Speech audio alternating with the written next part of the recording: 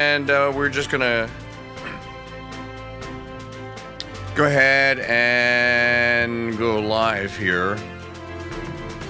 Greetings to all of you.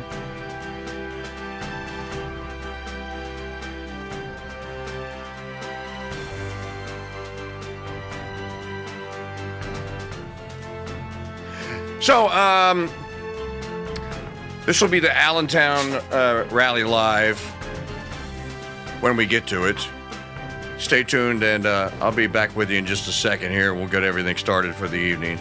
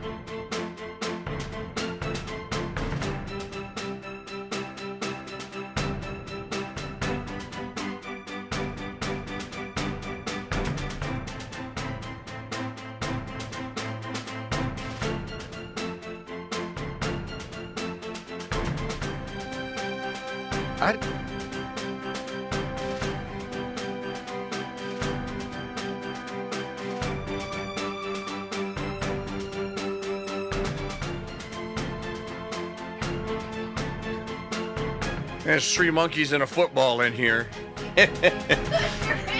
If you know the saying. We are live to an audience, an excited audience of exactly 0.0. Maybe that's fitting. How many?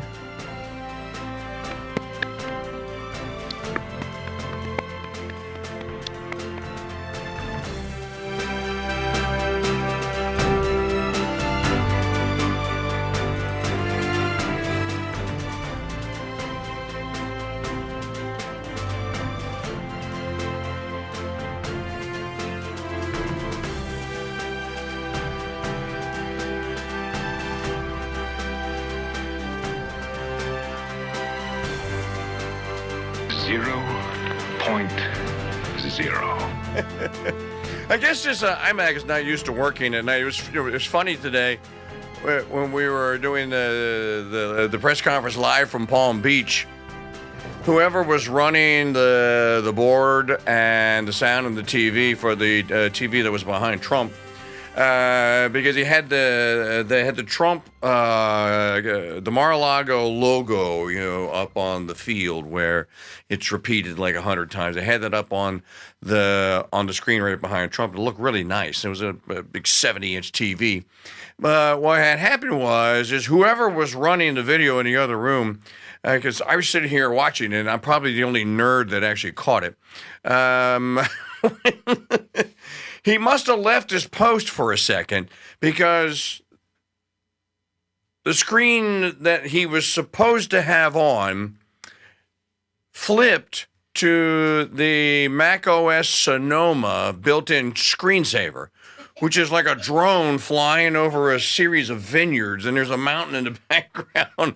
And as soon as I saw it, I recognized it, and I knew it. I went, ah, ha, ha, ha. Somebody called Trump tech support. Somebody, it was the equivalent of a hot radio mic. It was a hot video mic. And Justin and I were sitting here, we were laughing, going like, that's something that would happen to us. We would slip up and let the screensaver come on. The screensaver came on. And it was funny because Trump was standing right next to it.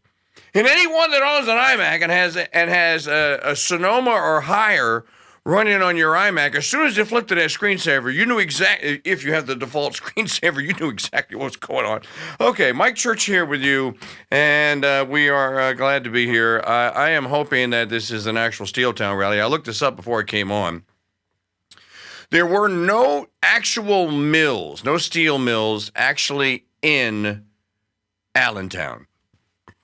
But the town next door, or down the street or down the road or across the holler, or however they say it in Pennsylvania, the town down the road is Bethlehem. And Bethlehem Steel there were approximately 6 mills that were operating under the banner of Bethlehem Steel in Bethlehem. And at the height of their employment, they employed 31,000 people. Now, that's just in the one town of Bethlehem there. And that was in the 1960s. Bethlehem, Pennsylvania, which enjoyed a peak of around 31,000 during the 1960s, representing a large portion of the city's population at the time. This is what you get if you go to History Channel.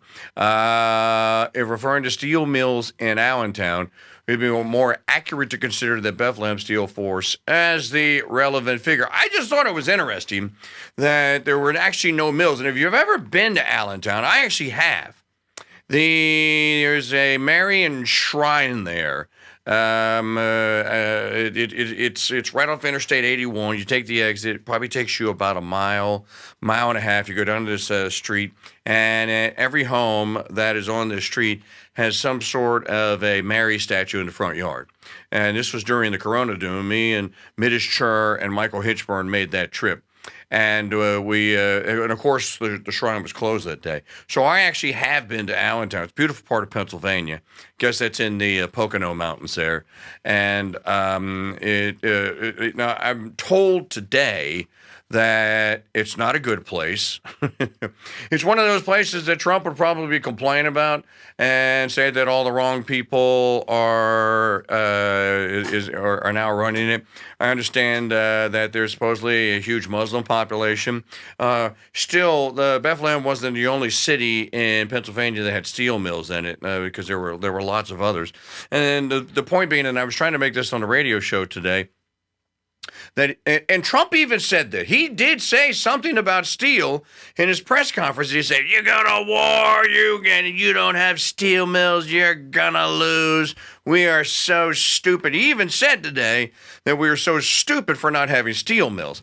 A lot has happened here today, ladies and gentlemen. Welcome in all of you that are just kind of joining into our live coverage of Trump's speech, President Trump's speech in Allentown, Pennsylvania.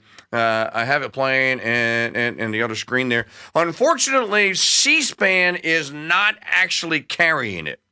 The only broadcast feed that I can get then is from the C-SPAN website, which is it's okay. There are better and clearer feeds. You won't really be able to tell most people wouldn't be able to tell the difference. You do have to sit through, so I'll just warn you in advance. C-SPAN does throw an annoying ad up about every 20 minutes. They'll throw that ad up, and it kills the feed. And if you're not sitting in here like I wasn't last night, you have to manually restart your video after the stupid ad plays. So just warning, there's nothing I can do about it because I can't get the feed from anywhere else. They may go to it on Fox News, and then we can grab it off of Fox. Big news that this afternoon, and we'll talk about this on a radio show here tomorrow on the Crusade Radio Network, beginning at 6 a.m. with the Mike Church Show. There's a guy that's allegedly reporting for the New York Times, and he sent let me see here. I have it so many different places. He sent pretty much the same message to three guys. He sent it to Ben Shapiro, Tucker Carlson, and Benny Johnson. Yeah, Maggie has it pulled up on the screen there. Is there a way you can flash that? I think I can pull it up on Twitter. Who had it on Twitter? Let me see if I can find it. I wasn't prepared for this to do all this, but it is on Twitter. I do have it on my phone. And the guy, basically, these are like threatening messages, and the messages basically say, "Hey." Okay, so the messages. Okay, I don't know how to get the bookmarks. It's over here. Isn't doing live broadcasting fun? Let's see. Hold on. You got it. Okay. Now I have it, and now you can switch to my screen. So, I just want to read the messages in order. Good day, Mr. Carlson. My name, I hope you're well. Wait, do we have a picture of the guy? You said he had a ginormous deformed melon head. Can we Well, no, our listeners and our viewers, that's why they tune in, because they know that we're going to talk about people with giant deformed melon heads and say they have giant deformed melon heads. Good day, Mr. Carlson. I hope you're well. I'm Nico Giant Deformed Head Grant, a reporter at the New York Times. I wanted to give you an opportunity to comment for an upcoming article that takes a look at how political commentators have discussed the upcoming election on YouTube. Why didn't they come after me? We rely on an analysis conducted by researchers at Media Matters. That's him. Okay, that's weird. And that's what he has at the New York Times. He kind of looks like an alien. He looks weird. Doesn't he look like an alien? Nico Grant kind of looks like an alien. Yeah. Anyway, there's no way for you. I can't get that picture. We only have one computer operating. Sorry, but I'm one guy. Look, I am like Jim Akins in the ABA back in the 1970s. I can't walk and chew gum at the same time. So if it's not on the screen directly in front of me, either I have to play music and stop and go do it, or Maggie will have to come over here and put it up. But take my word for it, Nico Grant, weirdo. Okay. We relied on an analysis conducted by researchers at Media Matters for America. Now, my first reaction to that is why did you have to rely on research from someone else? You're a freaking reporter. Couldn't you do the research? What tools does Media Matters have that you don't have? Is my point. And I'm looking at this going like, oh, you don't actually need the material. Your newspaper needs cover so it doesn't get libel suit slapped on it. You can go like, oh, no, hey, bro, We're just reporting what Media Matters, we're just repeating what Media Matters has reported. He continues, could you kindly, we're going to ask you so nicely, could you kindly provide us with a comment or decline to comment by the end of the day, Tuesday, October the 29th? Thanks so much for your time. Here are the points we plan to include. And then they go to the second page. Media Matters identified 286 YouTube videos between May and August that contain election misinformation, including narratives that have been debunked or are not supported with credible evidence. You see, they all run the same exact psyop. It's always the same. They include narratives that have been debunked and are not supported with credible evidence. So you have three factors working here. One, it's a narrative. What? Are narratives illegal? Since when am I not allowed to have a narrative?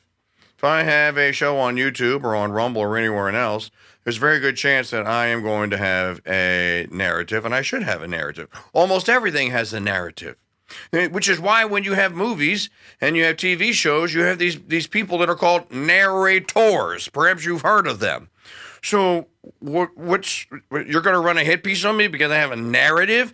Then you move to the second one. Okay? You have a narrative that has been debunked. Okay.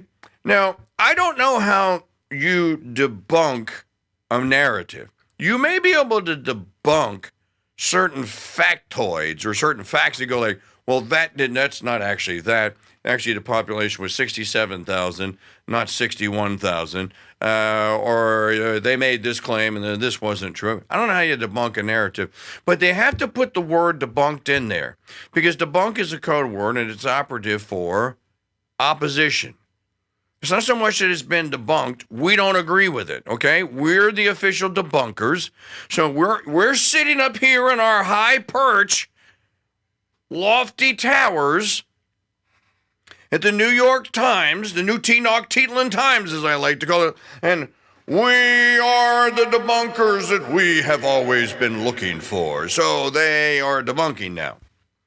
And then finally, they are not supported by credible evidence. Okay, what's credible evidence? Why, of course, the New York Times. Is there any other source in the world? Well, we might be able to throw in the Washington Post or one of their selected media outlets there. That would be, you see, a credible source. Someone that's a citizen journalist, for example, that is reporting on, I don't know, X.com or YouBoob or Pridebook or a Reddit group or whatever the case may be. That's not credible. You know why it's not credible? Because they didn't approve it. Now, if somebody sent me this and they didn't send it to me, when I got to that part right there, I would be going like, yeah, I'm not playing the game. He continues. Researchers identified videos posted by you'll see, in those 4 months that contain election misinformation. You're not allowed to have election misinformation, mister. We are from the election information police, kind of like the coffee cup. We brought Lou the Rougarou with us. You have election misinformation. You're going to get it. We feature a clip of you saying, quote, now listen to the quote, all the sadness we've seen after the clearly stolen election. All these bad things happen, but people I know love each other more. That's an odd clip to include, don't you think? I also have a few questions. One, now this is where it gets, are you kidding me? This is literally a mortal sin. Deprive a man of a living wage is literally, no, not that Tucker Carlson needs a living wage, but you start going after someone. This is the threat to cancel this guy's with.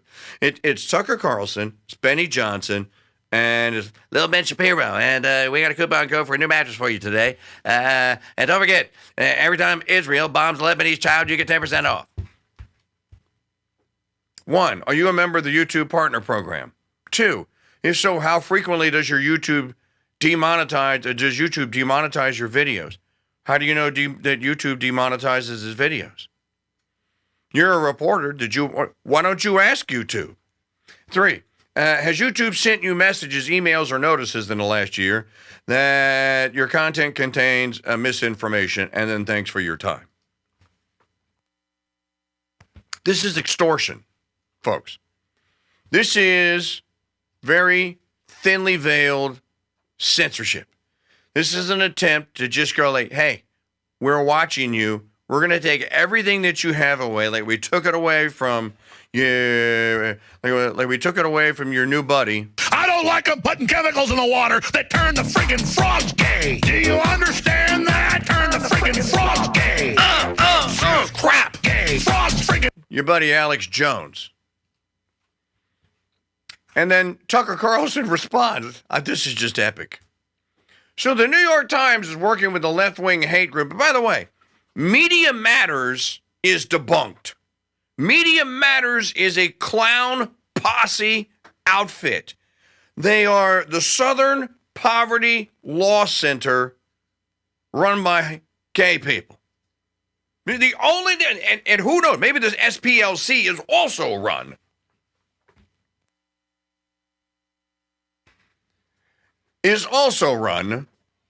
Just checking on the other screen to make sure that we're not, okay?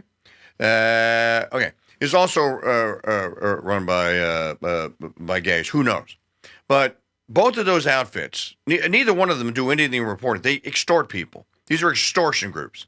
That's all they are. They're the mafia with a government license to basically extort you into compliance. And if you don't comply, then they'll try and ruin you. I'll give you an example. Our friends at the St. Benedict Center in Richmond, New Hampshire, used to have the ability for when people would buy books at Amazon, they had the Amazon Smile program, right? You can donate to a charity of your choice. If it's listed there, the St. Benedict Center used to be listed there, and you used to be able to go buy a book, and you go, oh, yeah, kick $1 in or 5% or whatever the kick-in was for the St. Benedict Center. You can't do that anymore. Why? Because the Southern Poverty Law Center waged a war against Brother Andre and Marie, the brothers and the sisters at the St. Benedict Center, and they actually used fake news. They used Simca Fisher and her husband, and the awful, terrible, salacious, just filled with error and lies reporting of these two, and they use that to make a report that the St. Benedict Center, these wonderful just brothers and sisters loving God and serving their community, wonderful, just a little Catholic enclave in the middle of a beautiful part of New Hampshire, somehow were running a closet racist cult. And if you don't know the story, I'll explain it on another day. These people have a history, and they're bad people. Like Trump calls them bad. These are terrible, terrible people here. The fact that they're going after the Tucker and Benny Johnson and Shapiro. Now, I don't care about Benny Johnson and Shapiro, but I do like Tucker. I'm sorry, Shapiro. I do like Benny Johnson. And of course, I like and admire, worked for Tucker Carlson at one time as a writer of the Daily Caller. I would throw my hat into the ring and go, you can't do that to them. Only we can do that to them. Tucker. So the New York Times is working with a left-wing hate group to silence critics of the Democrat Party. Please ask yourself why you're participating in it. This is why you got into journalism? It's shameful. I hope you're filled with guilt and self-loathing for sending me a text like this. Please quote me. Please put that in the New York Times, he's saying. Thank you for your prompt response and stuff. Would you like to, address any of the points or questions above and stuff? Tucker Carlson, this is hysterical. Would I like to participate in your attempt to censor me? No, thanks. But I do hope you'll quote what I wrote above, and also note that I told you to. I bleeped it for the children listening, which I am now doing. Thank you very much, Tucker. We're 7 days from a presidential election. You're noticing that they've gone from LibCon 3 to LibCon 2. They're now at LibCon, Comic-Con 1. Tonight, the Shape is giving her closing argument. So she is taking... Now, I don't know who chose the venue, but these people are just plain stupid. She's giving the talk, or she's giving her closing argument. She's giving her closing argument at the Ellipse. You know what? Maggie Elena Haba is on the stage here. We can cut over to that as we're covering live here. Trump's speech in Allentown, Pennsylvania. Let's listen in. Last night, campaigning with Senator Ted Cruz, we were talking about justice for Jocelyn. Oh, wait a minute.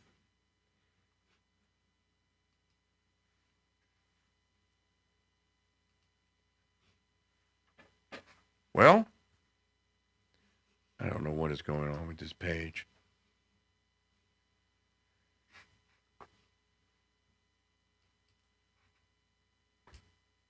We had it playing before. I don't usually use this system here, and it's really driving me really batty here that this is just not want to cooperate, and I'm trying to get it to cooperate. In any event, she's giving her closing argument. I've never heard.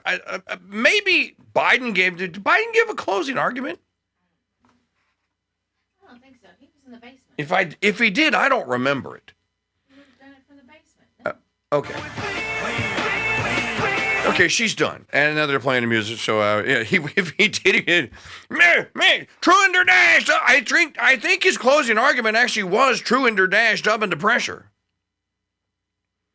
Because it came out the weekend before the election. But she's giving the closing argument from the Ellipse. Almost the identical place where Trump gave his speech on 010621. And now the guys on The View, Gutfeld and those guys, they all got apparently the Shape passed out an advance copy, what's in the speech. And they were all reading it, and they were going like, this is terrible, this is awful. And there were a couple of places in there where they had redacted it, but they could read like the paragraph before it and the paragraph after it. And of course, they were deducing that, well, this is obviously going to be about 010621. She can make the whole thing about Nazis. No 010621. All right, we have live now coverage. Appreciate agitation are men who want crops without plowing up the ground. They want rain without thunder. This is Representative Wesley Hunt. Without the awful roar of its many waters. The struggle may be a moral one or a physical one, or it may be both moral and physical, but there must be a struggle. For power concedes nothing without a demand. It never did, and it never will. He began that quote by saying, if there is no struggle, there is no progress. We have struggled mightily for the past 4 years, and Donald John Trump will be our progress.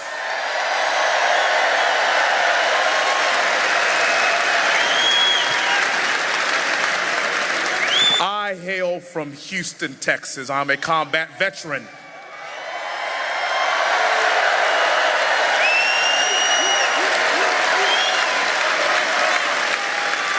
I'm a former Apache pilot. I flew 55 combat air missions in Baghdad, and I tell you what, I know a fighter when I see one.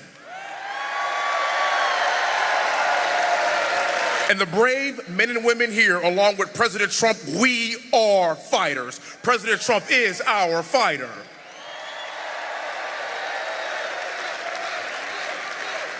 I want America to know something. This is not about black people. This is not about white people. It's not about Hispanic people or Asian people. This is about my fellow Americans stepping up in the most crucial election in our lifetimes.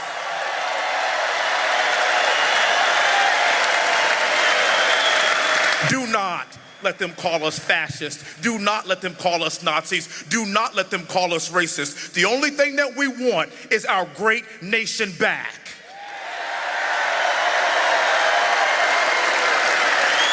And when I'm in rooms like this, the only thing I see are my fellow Americans, my fellow patriots. If you're sick at what's happening at our southern border, if you're sick at what we're seeing with our economy, if you are sick of being on the verge of World War III, well, guess what? I have a solution for you. It is President Trump. And on November the 5th, we will, as a nation, take our country back.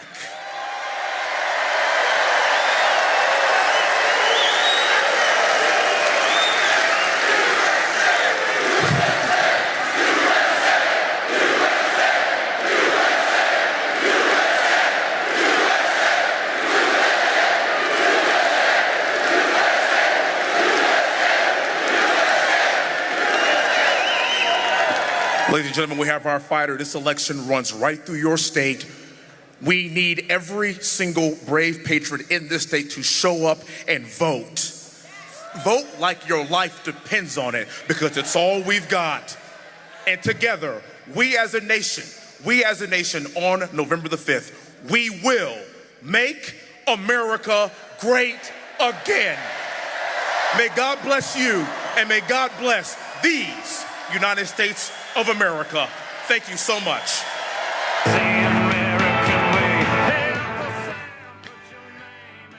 And I don't see anyone coming to the stage to introduce Trump here yet, so we'll jump right in as soon as he gets there. It's Mike Church here with you on the Crusade Radio Network. Guess the memo didn't go out there. We're going to be broadcasting live tonight and covering this historic speech from Allentown, Pennsylvania. Trump held a press conference earlier today, and he went down the list. He had they played that ad that the campaign made about Jocelyn or Nungary, and they had the mother of the Sorkin lady who was murdered. They also had a small businessman there, and he was there to tell the story about Bidenflation, basically. And Trump just basically made the case that the one that you've heard, and made a couple of promises. He promised to make the Sinaloa cartel pay reparations for the murder and the other two cartels. About to make her closing argument for the God bless Pennsylvania. Okay, on the stage now is. How we doing tonight, Allentown? So so he pledged to make the cartels. He said he was going to sanction them. He's going to take all of their money, and he was going to set a reparation fund up for the families of the people that have been either raped, robbed, murdered, by members of those individual gangs. And we talk about battleground states. We talk about the states that really matter. I think it's Michael Watley. A lot of conversation about Arizona, Nevada, Georgia, North Carolina, Wisconsin, Michigan. But there is no state that matters more than Pennsylvania.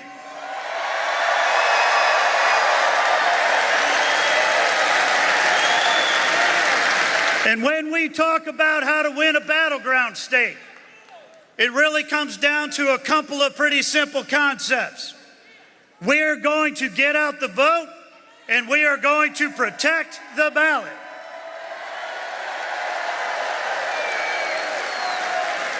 Now, I know that a lot of you today have seen these videos of people being turned away at the polls in places like Delaware County and Bucks County. And last night, we even saw one of our great local leaders, Val Biancaniello, arrested at the polls for telling people to stay in line. All she was doing was telling folks, stay and vote.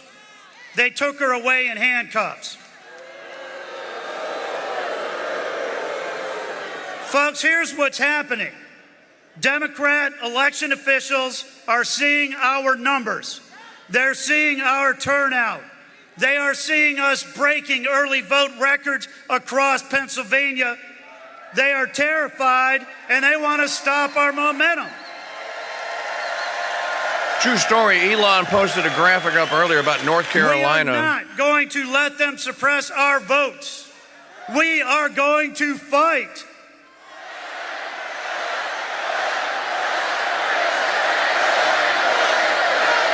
I'm proud tonight to tell you that the Trump-Vance campaign has just filed a huge lawsuit against Bucks County for turning away our voters.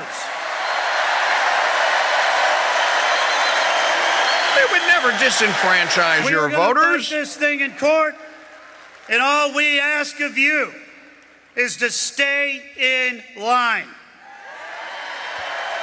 Donald Trump needs All you're going to do is votes. piss people off by doing Donald this. Trump needs Pennsylvania, and America needs Pennsylvania. We are going to swamp the vote, and we are not going to let the Democrats stop us. 9 years ago, Donald Trump came down that escalator at Trump Tower and said that he was going to make America great again by protecting our southern border, by rebuilding our economy, and making sure that America was strong enough to protect our interests and our allies around the world. Tonight, at the end of that road, as we enter the last 7 days before this election, Donald Trump is still fighting every single day for every single American and every single family and every single voter.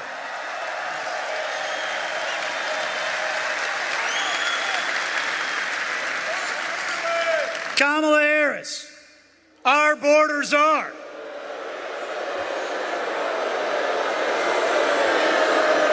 Who led the way in dismantling the most secure southern border we've ever had and ushering 10 to 15 to 20 million illegal immigrants into the United States and make Pennsylvania a border state.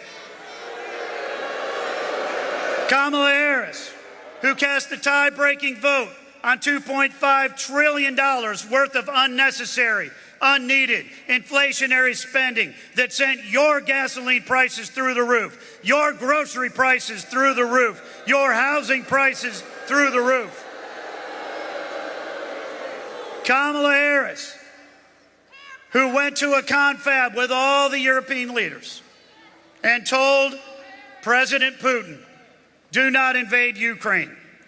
5 days later, he invaded Ukraine. Ladies and gentlemen, America is Putin weak. not listen to And stupid when America woman. is weak, the world is a more dangerous place. We need a strong president. Well, look, the shape has taken We the need a stage, president Maggie. like Donald J. Trump, who on day one is going to secure our southern border.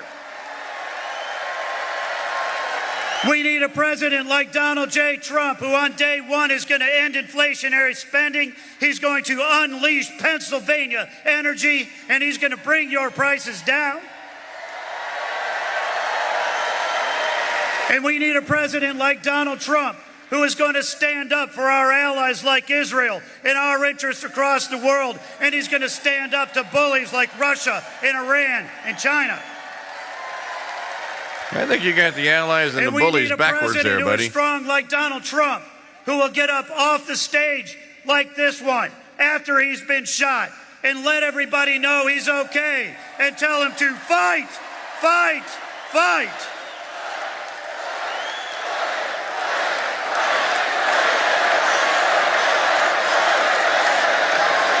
So thank you for coming out tonight. Thank you for your support. And thank you. Because of you, we are going to carry Pennsylvania. We are going to expand our majority in the House. We are going to send Dave McCormick to the Senate and flip that Senate. And we are going to send Donald J. Trump back to the White House as our 47th president. And the stakes in this election. Look, we know who Donald Trump is. This is the shape giving her He is the person closing message. who stood at this very spot nearly 4 years ago. Is this all you're going to and run sent on an now? armed mob to the United States Capitol to As if we don't know the overturn story. the will of the people in a free and fair election. I don't need to hear this crap. I'd rather talk, and I'm sure you don't want to hear. You know, I knew she was going to do this. This is the closing argument. All Trump supporters are Nazis and fascists. All of you are Nazis and fascists. That includes me. 010621 was a rebellion, an insurrection, you say. And Trump personally took a British officer's fusil and led an armed, angry mob to the Capitol and shot 121 guards and killed all of them. And then he injured a couple of hundred more. You all know the story, or you know their version of the story. This is how you're going to right the ship. This is your answer and your solution. This is your closing argument that 4 years ago this thing allegedly happened. And so what? And you spent the last 4 years trying to throw the man in jail and have been unsuccessful at trying to do that. Let's see, who is this? Priorities for a second term. He has an enemies list of 7 million new jobs, and it led to a Looks like this guy is just getting the teleprompter set up here. And then you just heard, I turned the wrong fader up. I mean, he has an enemies list. Obama had a kill list. Why didn't you campaign against Obama? By the way, this business about using and turning the military on American citizens, that's already been done, sweetheart. It was done by you. The idea of using the Injustice Department against American citizens and weaponizing and militarizing the Justice Department. You already did that one too. Congratulations. You know, it's almost like they campaign against themselves, which we have been talking about since all of this began, when the first attempt or hint through 2.5 years ago that they were going to use lawfare to go after him after they raided Mar-a-Lago, and then the warning signs were there that are happening in Atlanta, and the 2 cases in New York, and then the cases in Washington and all this. This is all going to be over next Tuesday. But let me tell you, there was a tweet. Did you get your computer? Of course, Elon tweets every 17 seconds, so it's almost impossible to find it.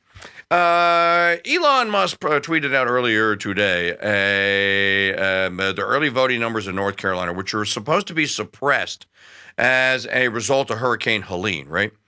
And he showed the 2020 totals, and on this day, 8 days out, or 7 days out, in 2020, the Democrat Party had a 347,000 vote lead in early voting. 347,000 votes. Today, that number today is the Republican Party up It's plus, I think it's 49,000.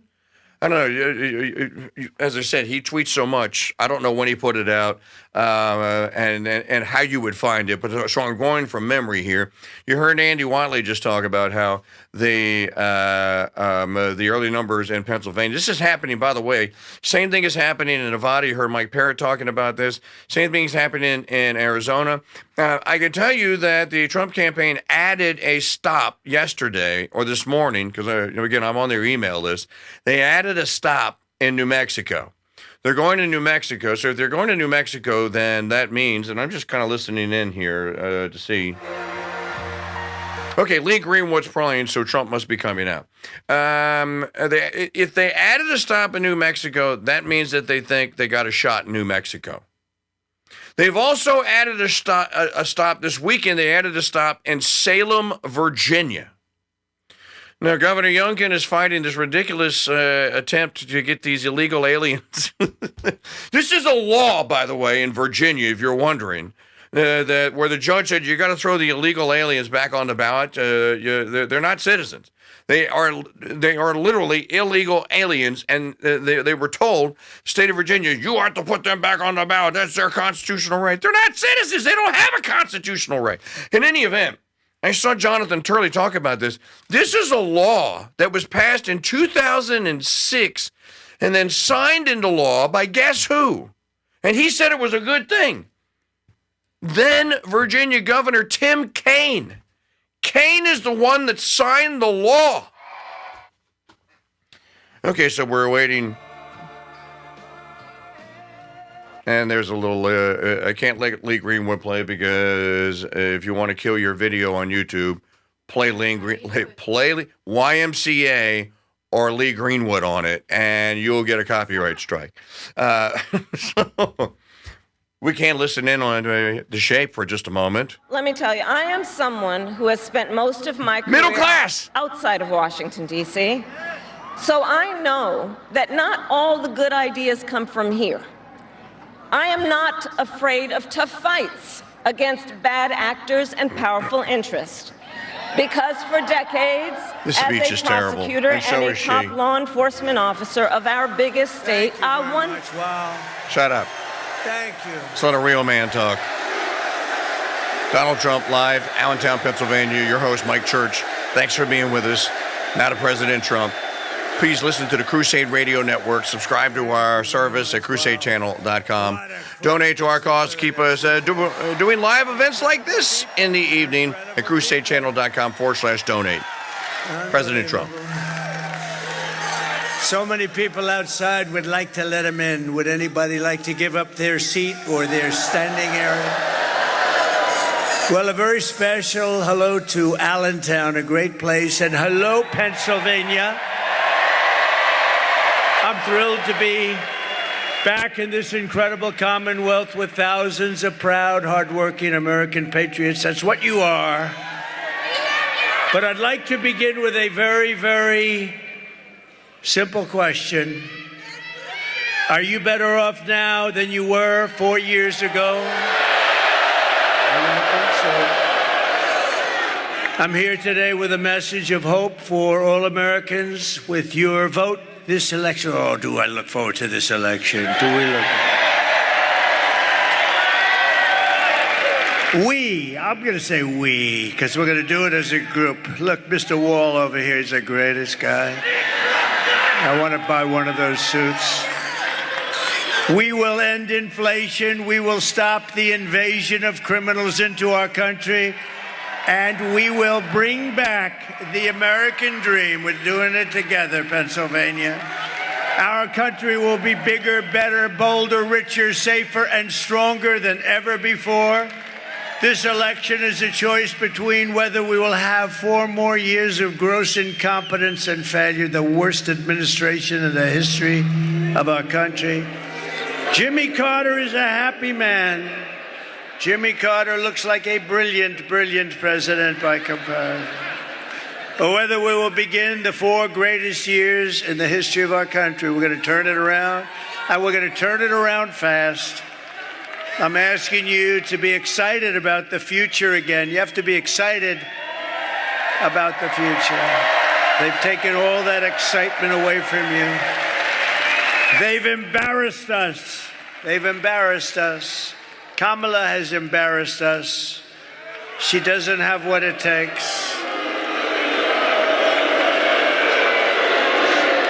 I'm asking you to dream big again. You're going to dream big, and this is going to be a very special time. It's going to be America's new golden age. We're going to make it a golden age. It seems impossible, doesn't it?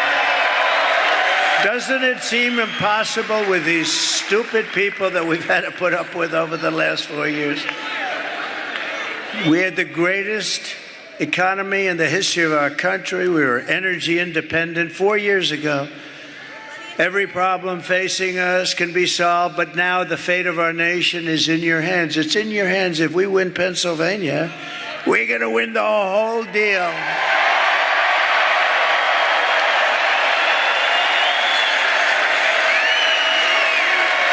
Got to do it. Next Tuesday, you have to stand up and you have to tell Kamala that you've had enough. You're not going to take it anymore. Kamala, you're fired. Get out. Get out of here. You're fired. You're fired.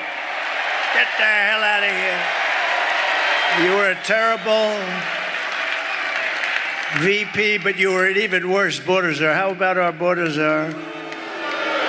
And Border Patrol last week endorsed me with the strongest endorsement they've ever given. And they said that she was unfit to run the border. Can you imagine? I said, how many times did she call you in 4 years? Almost 4 years. They said, she never called us once. I said, how about you? No, she never called. She never called any of us, sir. Never called us. She was the border czar, but she never called. She's incompetent. She's incompetent. We've set an all-time record in the early voting, by the way, so if you have a mail-in ballot, get that damn ballot in, please, immediately, because they've already started cheating in Lancaster. They've cheated. We caught them with 2,600 votes. No, we caught them cold, 2,600 votes. Think of this. Think of this. And every vote was written by the same person. I wonder how that happened. It must be a coincidence. It must be a coincidence. And then in York, I know York because I used to be a big weightlifter. Then after about 3 days, I decided to give it up. It wasn't for me. That's where they had all the weights, right? They had the weights. I built that room. I loved building it. I enjoyed it so much. Then we put the weights down, and I said, I don't like that. That's no fun. I like building the room. I just didn't like lifting the weights. But York, they had a great bodybuilders. This was the bodybuilding capital of the world, right? Isn't it? Yeah. I wanted to be here as a contestant one day. I just didn't want to do the work. It's too much work. We had enough to do. But if not, get everyone you know to the polls on November 5th, and you have to vote, vote, vote. We got to vote. We got to get these people out of there. We got to vote fast.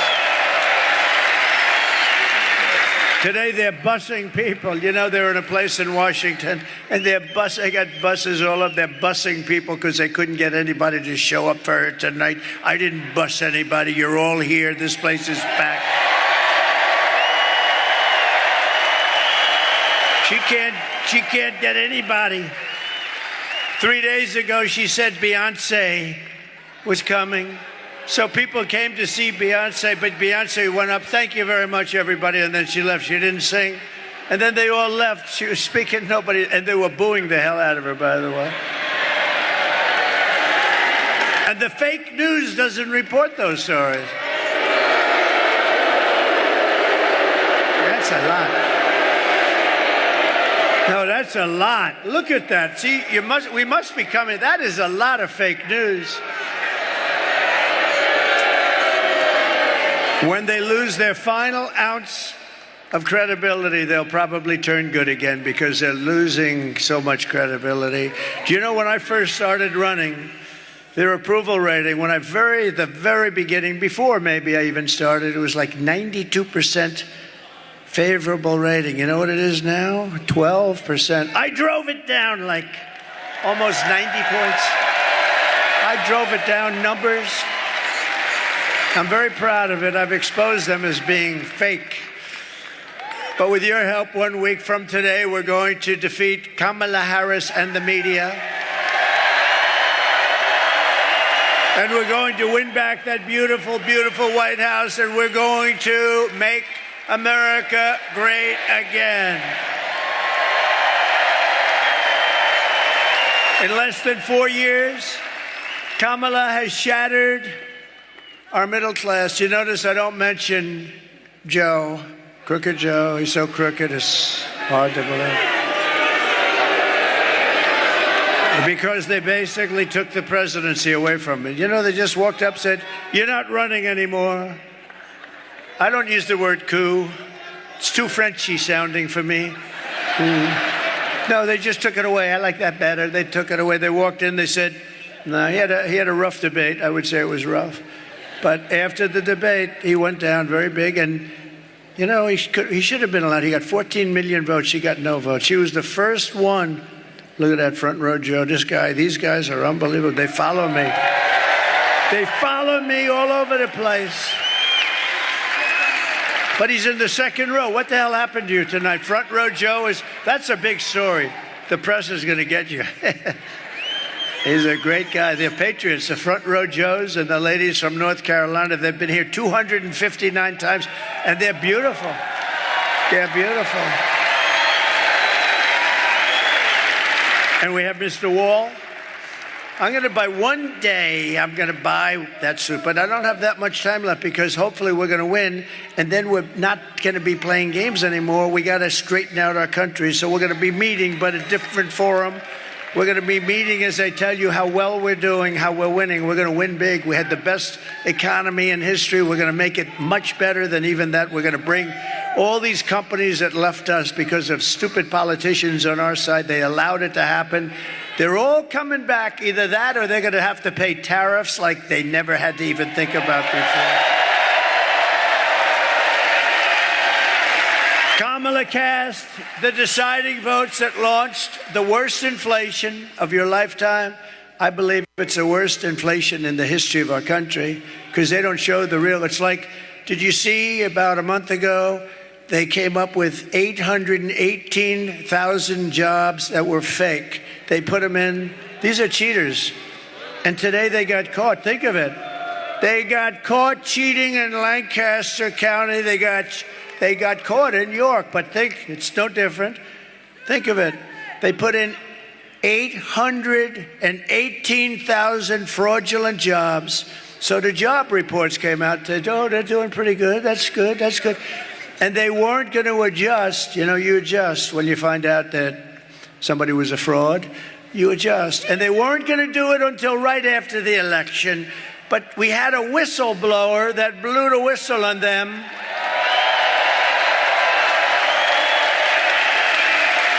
Really dishonored.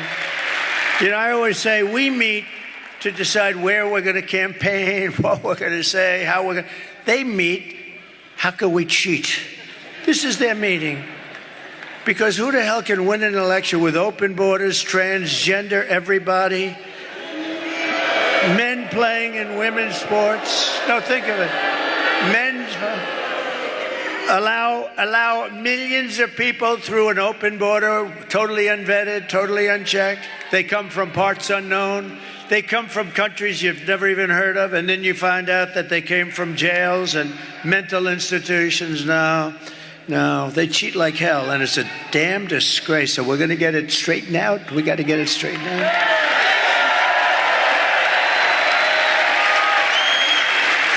No, they caught us in Pennsylvania. We haven't seen it elsewhere, but we've seen it. And by the way, just to feel good, I don't like to speak too early, but you have to get out and vote because we need that real, we want a big, beautiful number. We're leading in every single swing state.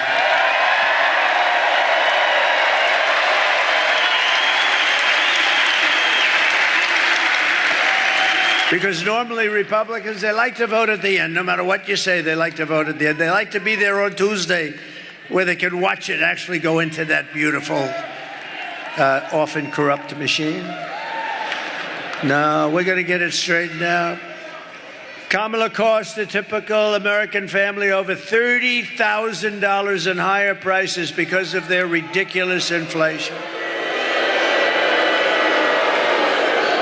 And listen to this, they killed 50,000 manufacturing jobs just this year alone. They're killing our country. And Scott Bessent, one of the biggest and best, one of the most brilliant. Oh, look at that. They know him. It's not a huge amount of people. It's pretty good. Whoa. Whoa. Scott Bessent, he's one of the great Wall Street analysts, considered one of the best. He said, the economy is no good, but the stock market is only going up for one reason, because everyone thinks that Trump is going to win the election and we're going to take it to new levels. That's what he said. It's true.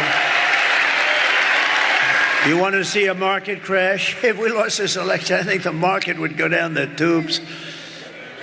Now, Kamala, she says, God forbid. God forbid. I like you. Who are you? Stand up. I like this woman. Thank you.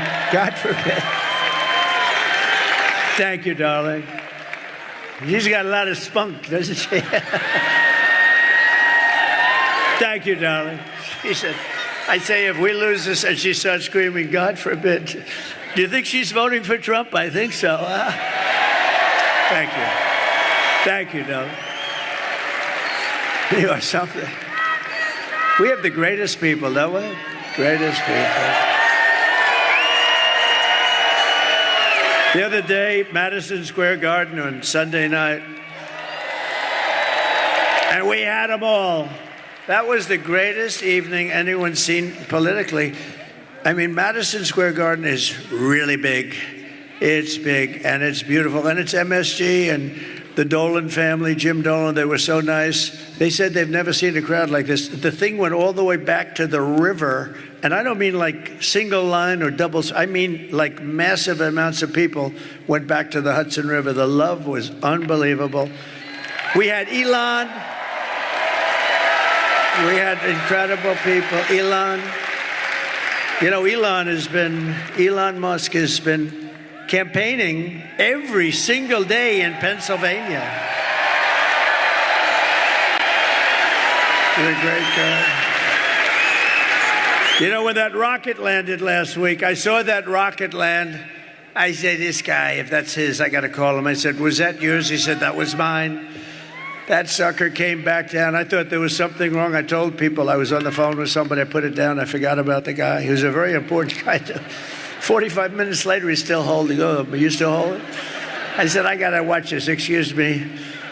And I saw it come down, and it looked like in big trouble, right? It came down. It was all beautiful white when it lifted off, and now it's coming down. It's dark black because of the heat. 10,000 miles. Think of that, 10,000 miles an hour. As opposed to, we drive at 50 or 60, right? 10,000 miles an hour. The heat is so hot you couldn't even get near it. You couldn't touch it. It's coming down, and now it's baked. Totally different looking machine, right? And it's coming in, and it's going to crash. I'm saying, oh, no. It's going right next to the gantry. It's coming down at an angle. I don't like that. It's not good. But what the hell do I know? It's up to Elon, not me, but it's coming. And then all of a sudden you see the fire and the jets go in the bottom, and fire's ripping the ripping it apart. Ripping it.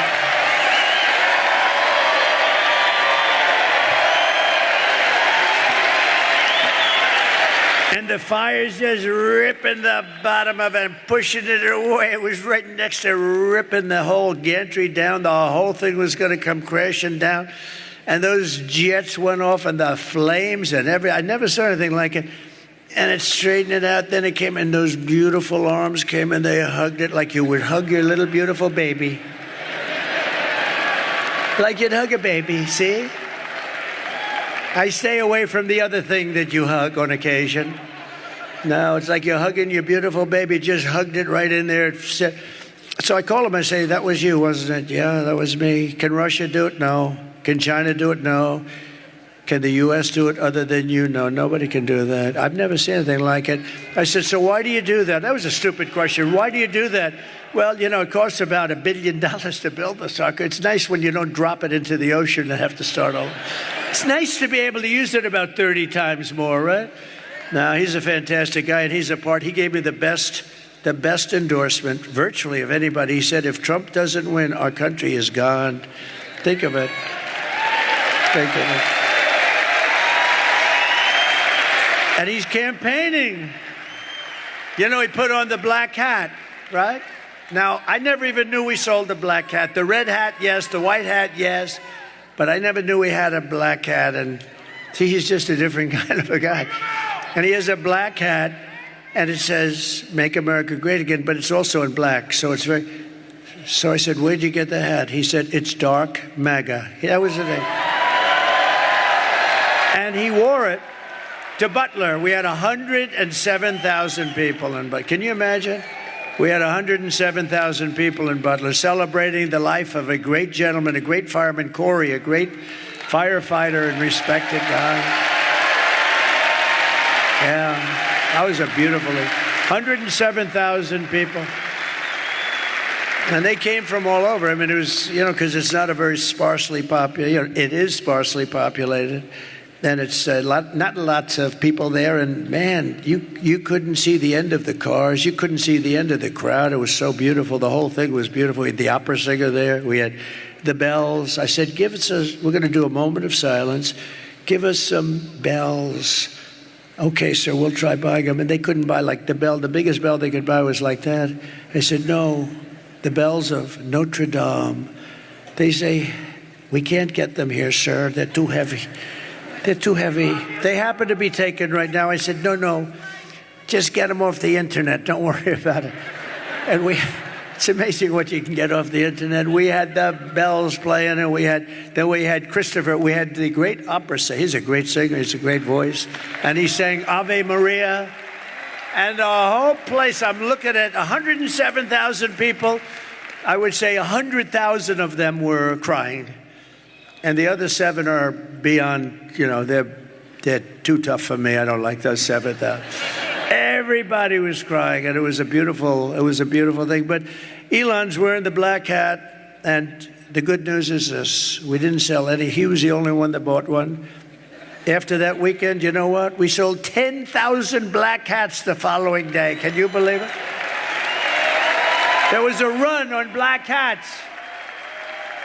Boy, do we have great congressmen and senators here today.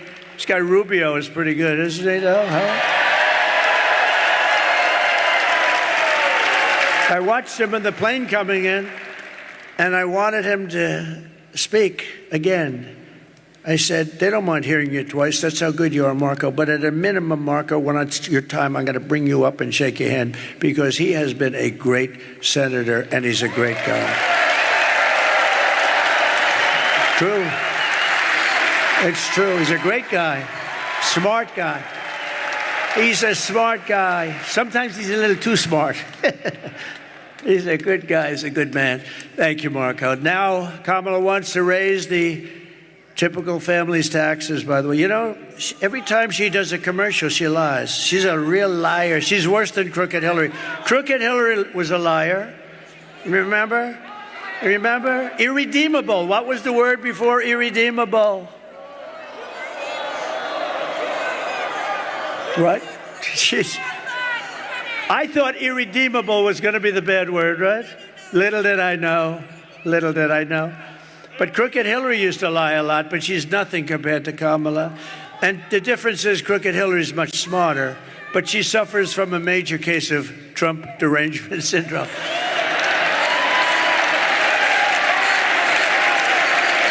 Now, she's got big, they all do. Well, these Democrats were driving them crazy.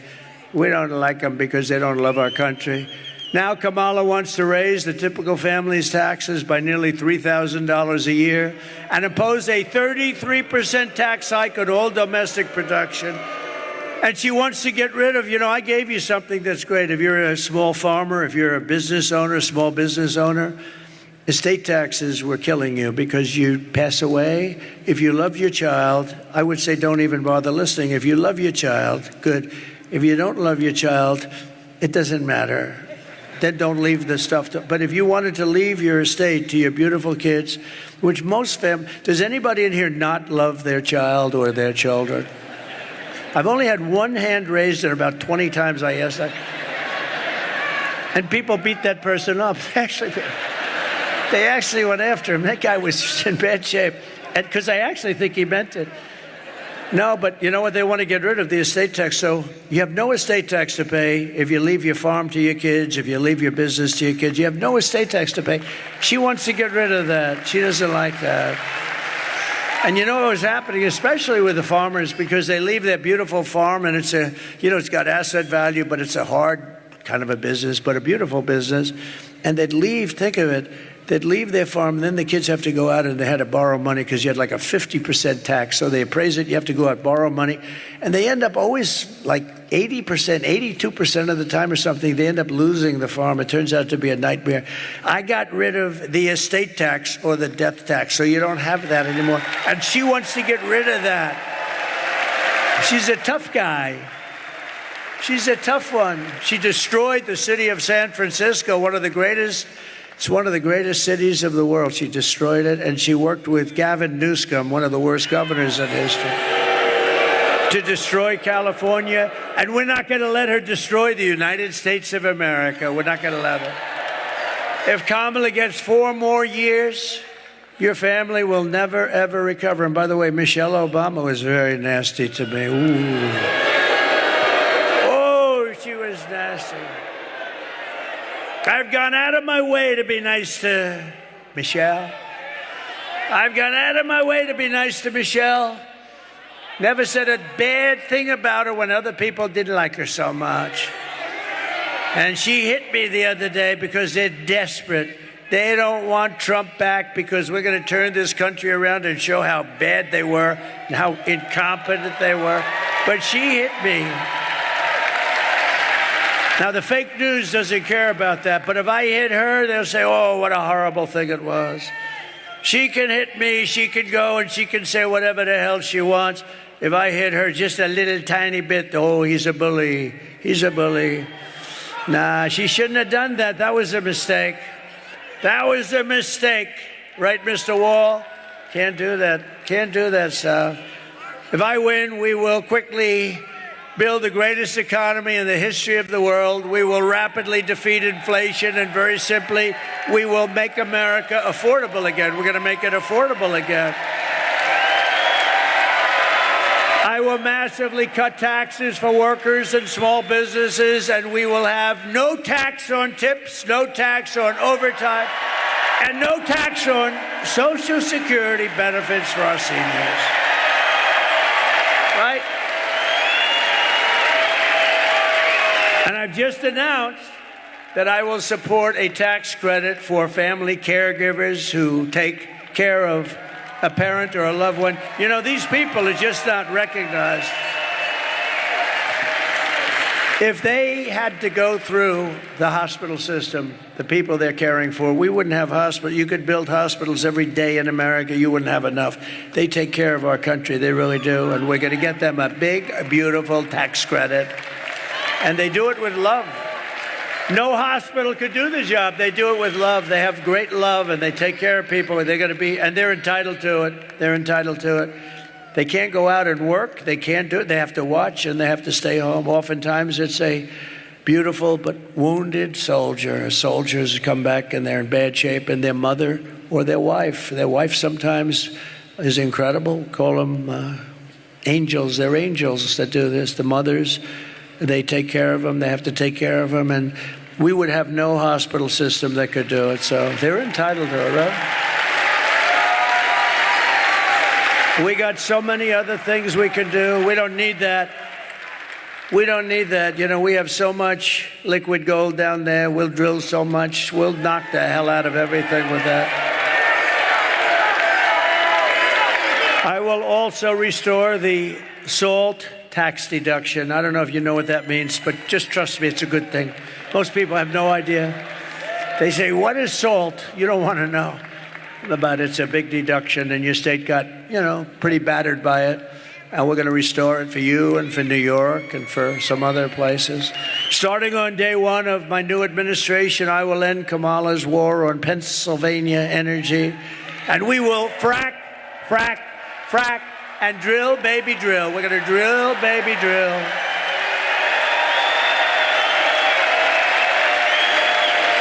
I've only seen her 100 times saying, we will never frack again. We will never. We are going to stop fracking. We're not going to frack, frack, frack, frack.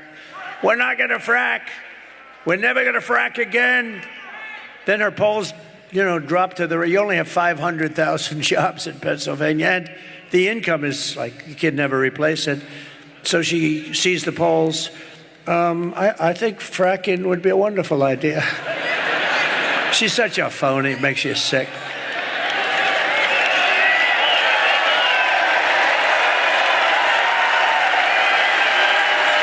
And she's also crushing your energy industry with the vicious natural gas export ban. You're under this ban. It's the craziest thing.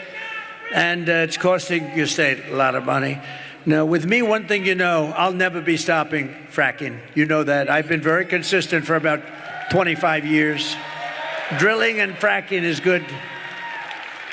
I was with somebody from Saudi Arabia recently, one of the top people. I said, when you buy the 150 planes that you just bought, magnificent Boeing 777s, I said, where do you get your financing? He looks at me, financing? He didn't know what financing was. They don't finance, they have money. We have more oil and gas than they do. And you know what? If you include Anwar in Alaska, it's the biggest oil find in the world, as big as Saudi Arabia. And I opened it. Reagan couldn't get it done. He worked so hard. Nobody could get it done. I got it done. Then this guy, the biggest in the world, as big, they say, maybe as Saudi Arabia. And we could have taken care of all of Asia. We would have made so much money. This guy comes in, he doesn't know what the hell's going on. Where am I? Can't even find the stairs off a platform, and he tells you, no, he can't. Look, stair, like 4 stairs behind us. If you have to, you could jump off the front. You could probably. The guy can never find his way off. Secret Service has to come up and take him off. It's terrible. I will terminate the Green News scam, and I will cut your energy prices in half within 12 months. Going to be cut in half. And to bring back millions of jobs, we will give our companies the lowest taxes, the lowest energy costs, the lowest regulatory burdens, and free access to the best and biggest market on the planet. The problem is, if we had more of these idiots running our country, you won't have a big and best market anymore, because we're a nation in decline. We're going to turn that around. So you're going to be so proud of this country. And within 12 months of us taking over, you're going to be so proud of this country.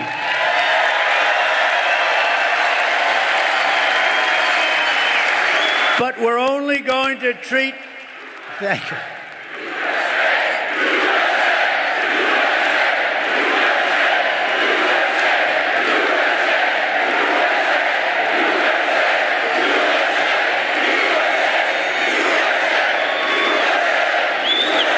Thank you. While you guys were shouting, I was checking out my hair. Not that bad. Not that bad. I'm looking for a little skin in there, and I don't see it tonight. I'm very happy. I'm very happy.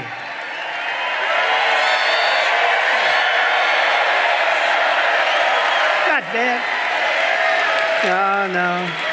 Not bad. Not the greatest.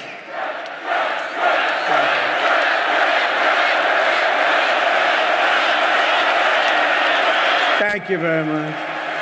This is a feisty little crowd, isn't it?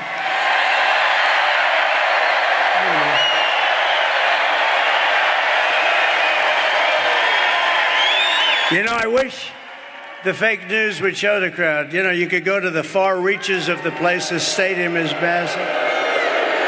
But they don't want to do that. They never want to do it because they're fake. They don't want to do it. There's never been anything like it. And you know, we're going to stop with the joking. I'm going to tell you, it's sort of sad. We've been on this journey together. Almost every one of us has started together, right? And we've been doing it for 9 years. This is the final week. We're 7 days. Now we'll be 6 days tomorrow. And when you think about it, we've created the greatest movement in the history, probably of mankind, but certainly within the United States. MAGA, Make America Great Again. There's never been anything like it. We never have empty seats. We go to the biggest arena. Look, we go to Madison Square Garden. Everyone said, oh, that's so big. We could have filled it up 6, 7, 8 times with all the people trying to get in. Who ever thought? It's the greatest political movement in the history of our country, and maybe, especially if we win, this will be the greatest movement, I think, in the history of the world, okay? It's never been anything like it. And we're going to miss these giant rallies. I love the rallies. Sometimes they'll have me do like a Q&A. I'd get to a place, and there'll be a Q&A, and I'll say, gee, I love those rallies. I don't know, it invigorates all of us, right? Everyone here. And we're only going to be doing them for like a few more days, and then we have a different kind of get-together. We're going to have a get-together where we're going to talk about all the good things we're doing. It's going to be a very positive thing. But this is something that's been a special journey for all of us. I think for all of us. You have people that have been to hundreds of these. You have people that you have the front row Joes, they've been to everyone. I think, look at these guys. They've been to everyone. And it's just special. And, you know, all my geniuses backstage, they think it's them. Oh, they did. I said, take a regular guy, take a regular politician. Let's see how many. So what's going to happen is in 4 years, somebody's going to be running for president. They're going to hire these guys because they think they're great. And they're going to come and they're going to do a rally, and there'll be about 300 people show up.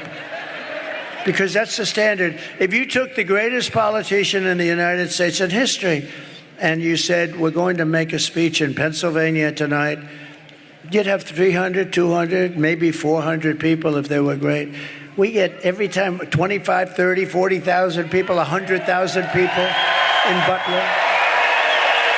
110,000 people in California, where the elections are so rigged, it's disgusting. We were out there, we had 110,000 people in California 3 weeks ago, 110,000. We had in New Jersey, 107,000 people. But that Butler rally was something special, I would tell you. That was something. That was special for a lot of reasons. And if these companies don't make their products here, then they will pay a very stiff tariff when they send their products into the United States for the privilege of competing with our workers and our protected companies. We're going to protect our companies, and we're going to protect through very strong tariffs. We're going to protect our whole system. And by the way, China does it and others do it. But we can do it better because we have a better product. We have a better product. The product is the USA. We have a great product. And we'll also pass the Trump Reciprocal Trade Act. That means if China or any other country, it's not only China, it's everybody ripping us off. We changed it a lot. We changed it a lot. We renegotiated South Korea's deal, Japan's deal. We were in the process of the European Union. I'll tell you what, the European Union sounds so nice, so lovely, right? All the nice European little countries, they get together. They're brutal. They don't take our cars. They don't take our farm products. They sell millions and millions of cars in the United States. No. They are going to have to pay a big price. And, you know, just like I stopped that plant that was going to be built in Mexico, biggest plant in the world going to be built. And I said, and I was in Detroit at the Economic Forum, at the Economic Club, and I said, they're going to build the biggest plant there. It's going to wipe out all of Michigan. We're way up tonight in Michigan. You know why? Because of things like that.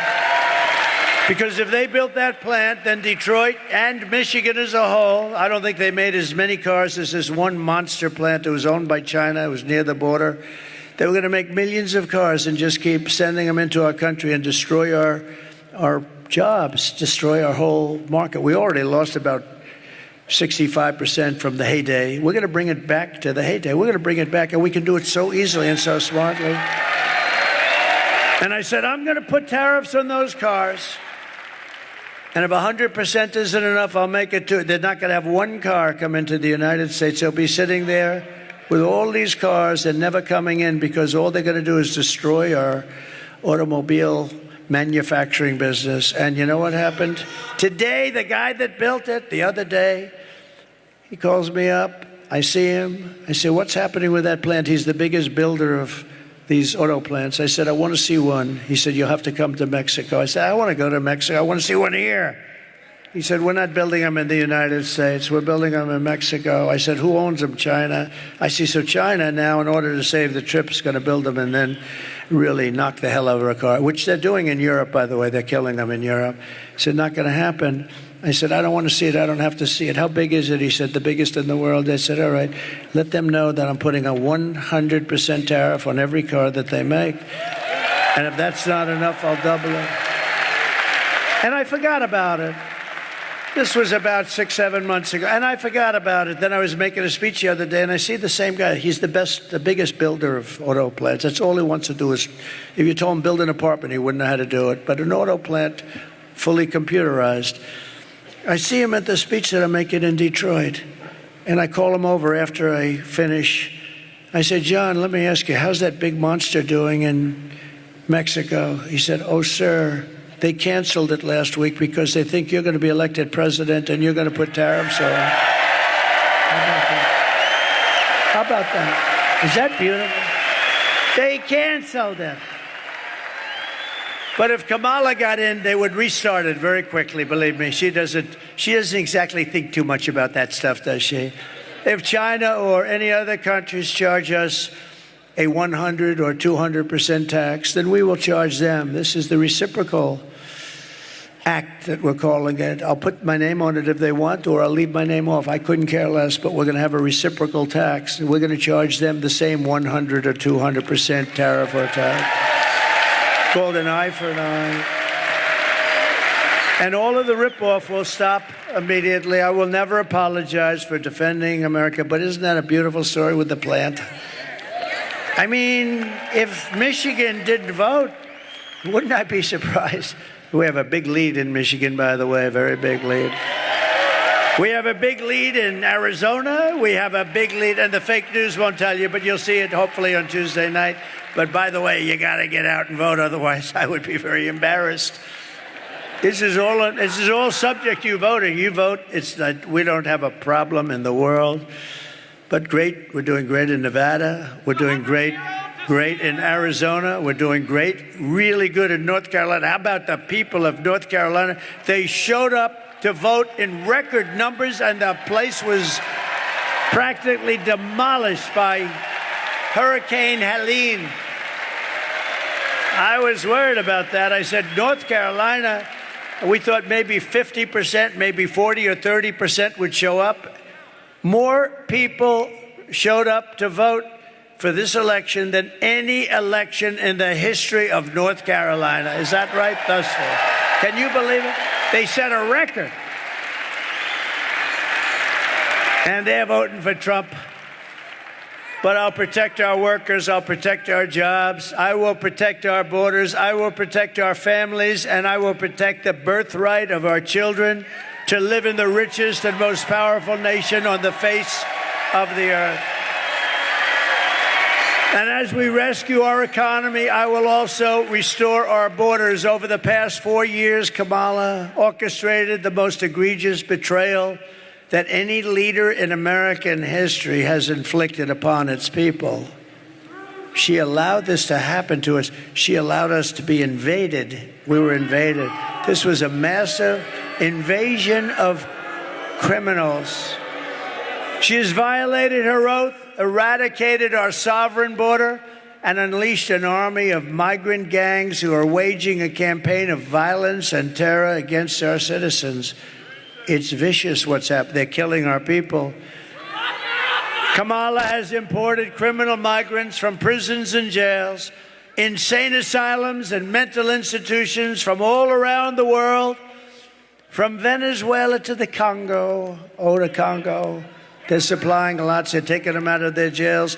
They're opening up their jails, and they're busing them. They can't get enough buses, frankly, because I'm shocked. Venezuela is only about 60% empty. Do you know that Venezuelan crime is down 72%? You know why? Because their criminals are being taken into the United States of America. It's like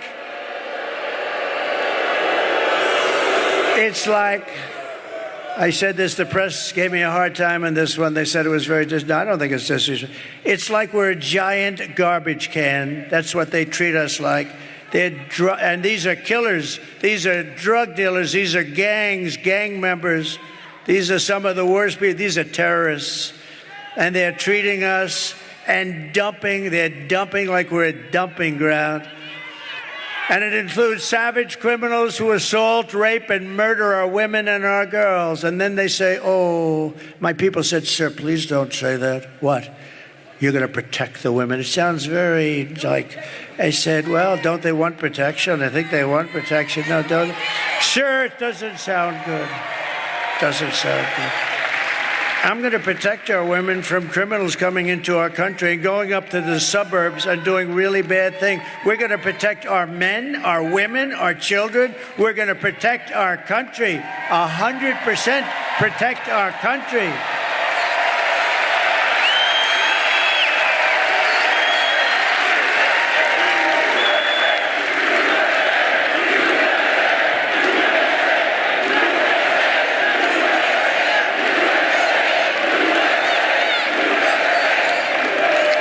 But they said it sounds terrible. It sounds so terrible when you say they can take care of themselves. So no. When you see MS-13 coming through your front door, you're not taking care of yourself. And your husband's not going to take care of you too good either, believe me. And she wants to take your guns away. We're not taking your guns away ever.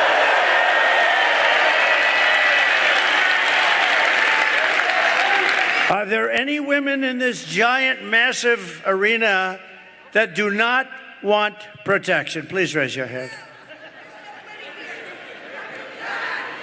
Do women want to be protected?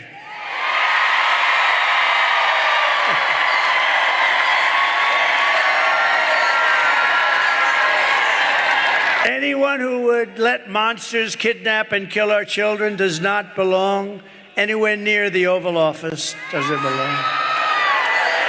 Today, I want America to hear directly from a mother whose world has been shattered forever by Kamala.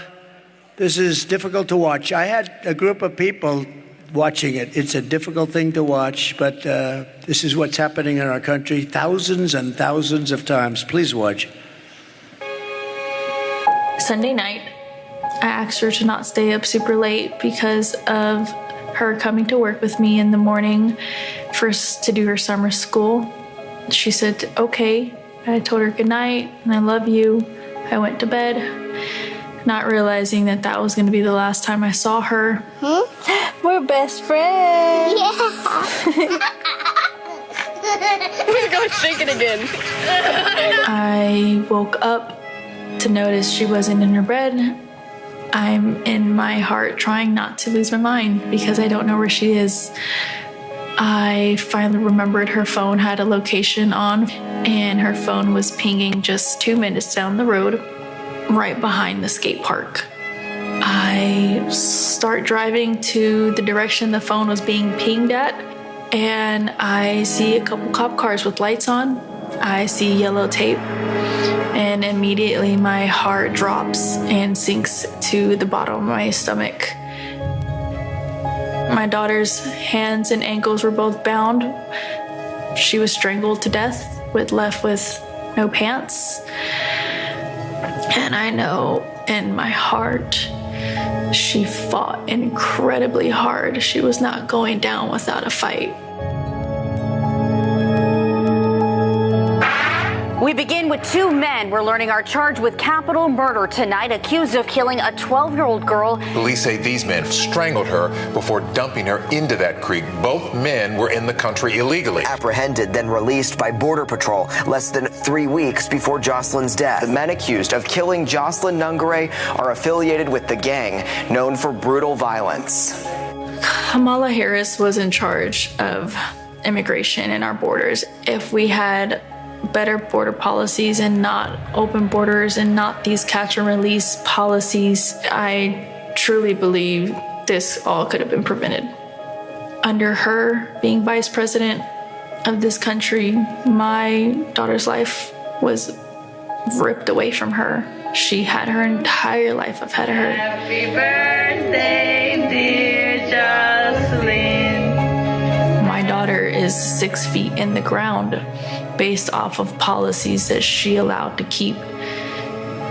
Kamala Harris did have one job, and she not only failed, not me, she failed my daughter. She failed Jocelyn. You know, she was only 12. President Trump reached out, gave me his sincerest condolences as not a former president, but just as a father, someone who cares. I believe Donald Trump needs to be back in office. I can at least know that my next child will be safe in this country.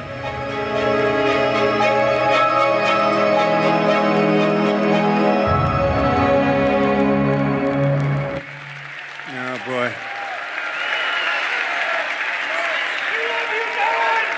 That's a tough one.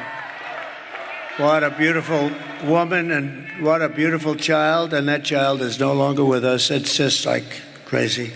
And what they did to her, So, and you know, you have so many others, Laken Riley. You have so many others. I could name 15 others right now, but they have thousands of them. Should be right there. You have thousands of cases like that. Many young girls, but many people are being killed by the people that come in illegally through an open border. The day I take the oath of office, the migration and this horrible migrant invasion ends, and the restoration of our country begins, and it begins in a very strong way. The savages charged with brutalizing and murdering precious Jocelyn are members of the same vicious Venezuelan prison gang, Tren de Aragua, that has taken over apartment complexes and unleashing a violent killing spree all over America. They're all over America. In Colorado, they've taken over big complexes. The governor's a radical left Democrat who's petrified. He doesn't know what to do. They have the weapons of a fine military. They've even taken over recently Times Square in New York. Please take a look. Open borders.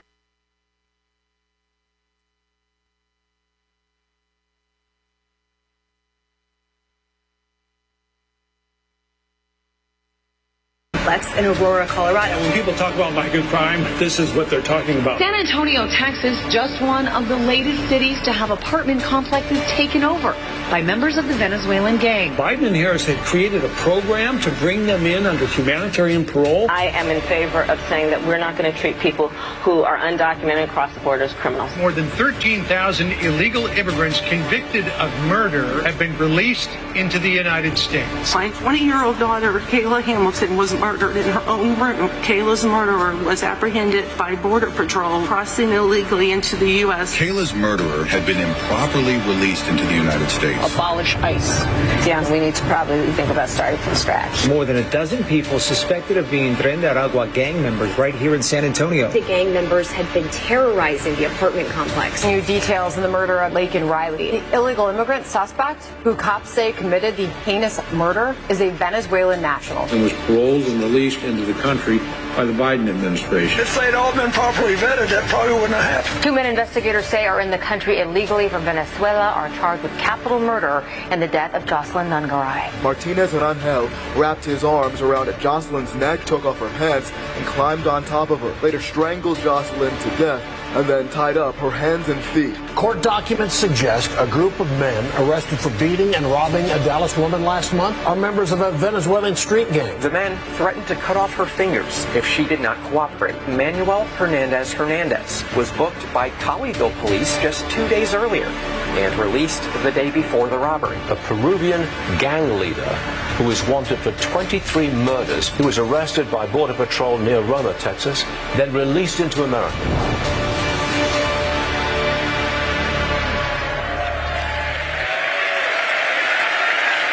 This is what we're allowing into our country through these open borders.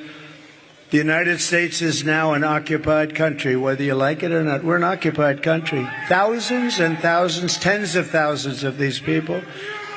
But it will soon be an occupied country no longer. On November 5th, 2024, liberation of America begins.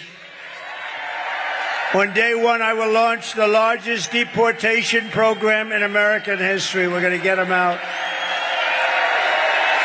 I will rescue every city and town that has been invaded and conquered, and we will put these vicious and bloodthirsty criminals in jail or kick them the hell out of our country fast. To expedite approvals of Tren de Aragua and MS-13, an equally savage gang. I took out thousands of them during my administration. Thousands. And you know who's great? ICE and Border Patrol. They're great. But in order to do what we have to do, I will invoke the Alien Enemies Act of 1798. Think of that. 1798. That's how far back we have to go. To target and dismantle every migrant criminal network operating on American soil, and we will do it so fast. And if they come back into our country, it's an automatic 10 years in jail with no possibility of parole. And I am hereby calling for the death penalty for any migrant that kills an American citizen or a law enforcement officer.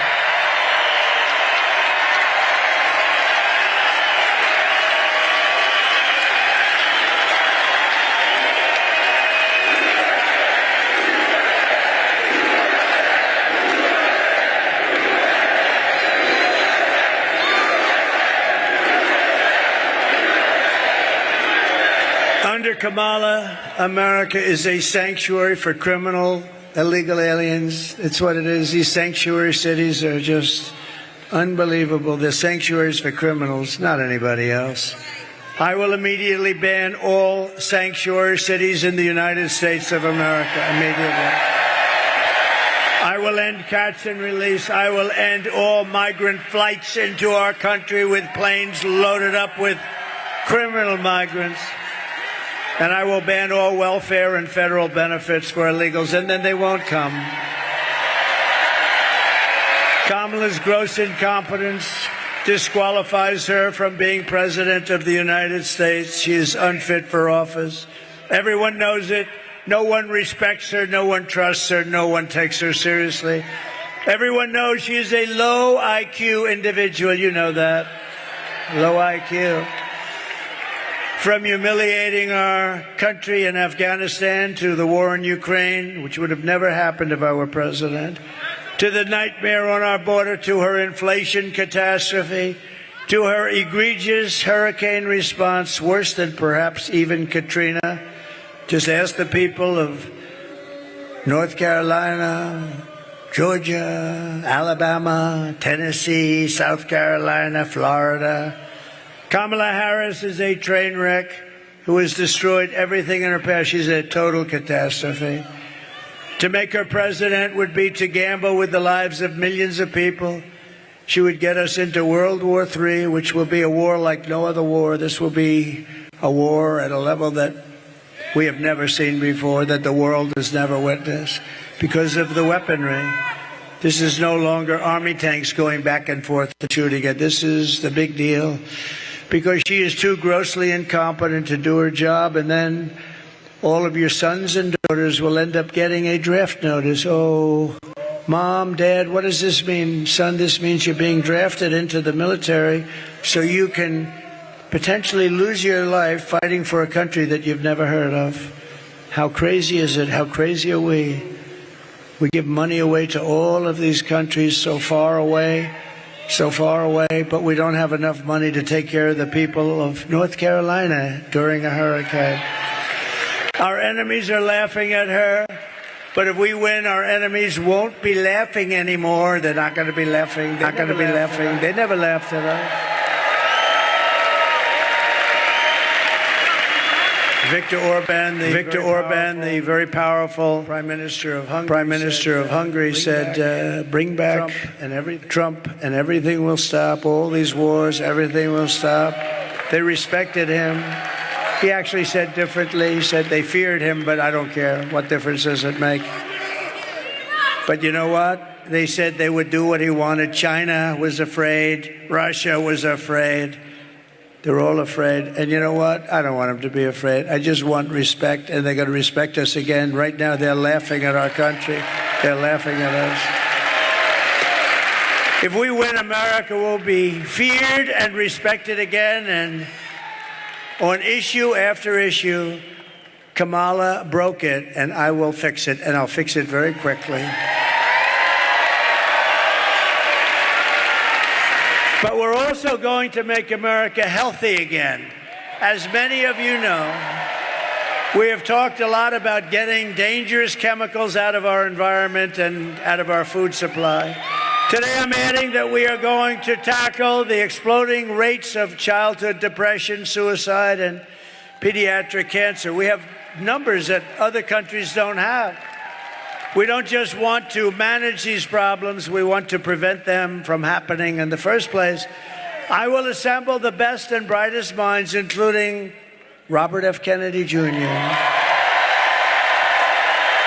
RFK,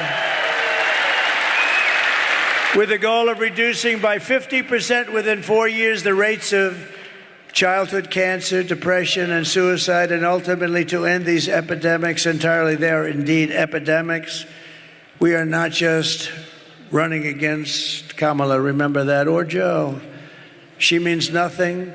She is purely a vessel. She can't put two sentences together, just like we were not running against crooked Joe Biden. We are running against something far bigger and far more powerful and more destructive than them, which is a massive, vicious, crooked, radical left machine that runs today's Democrat Party. Very smart. They're smart, they're vicious, and they hate our country. These are the people who are doing such harm to our country with their open borders policies, record-setting inflation, green new scam, and everything else. But we are not going to let it happen any longer. We are going to have the biggest victory in the history of our country on November 5th.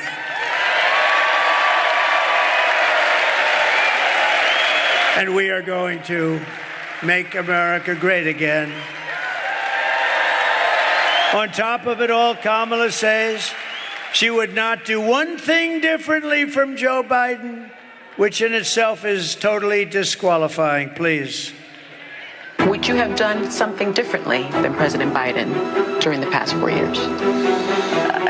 There is not a thing that comes to mind. I stood there on the tarmac watching you check your watch. The chaotic and deadly U.S. evacuation from Afghanistan stunned Americans and the world and cost the lives of 13 U.S. soldiers. Would you have done something differently? There is not a thing that comes to mind. More than 13,000 illegal immigrants convicted of murder have been caught at the border and then released into the United States. An Afghan national is in custody today after being accused of plotting an election day terrorist attack. The suspect entered the U.S. U.S. on a special immigrant visa. Gut-wrenching new details in the murder of Georgia nursing student Laken Riley. The illegal immigrant suspect, who cops say committed the heinous murder, is a Venezuelan national who crossed the unsecured southern border back in 2022. Two men investigators say are in the country illegally from Venezuela are charged with capital murder in the death of Jocelyn Nungaray. A fifth illegal immigrant accused of attacking two New York City police officers over the weekend showed no remorse or regret. Would you have done something differently? There is not a thing that comes to mind. Only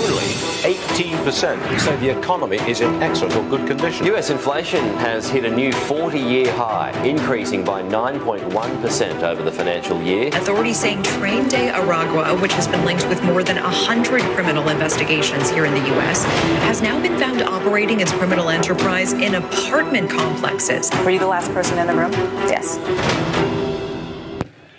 Nothing comes to mind. What mind? You know that 325,000 children are dead, slaves or sex slaves right now. They came through the open border.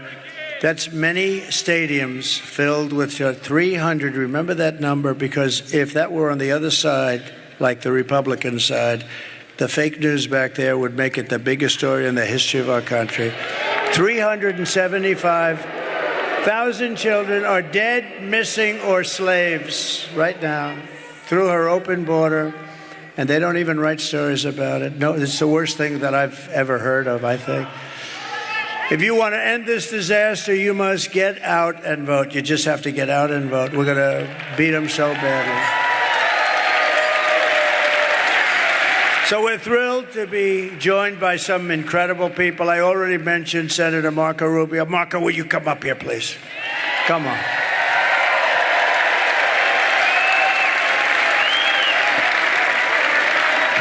Good man, this one. Thank you, Marco. Thank you, Marco. You want to say something? Go ahead. All right. Well, I wasn't going to say anything, but I have breaking news for you, Mr. President. You may not have heard this. Just moments ago, Joe Biden stated that our supporters are garbage.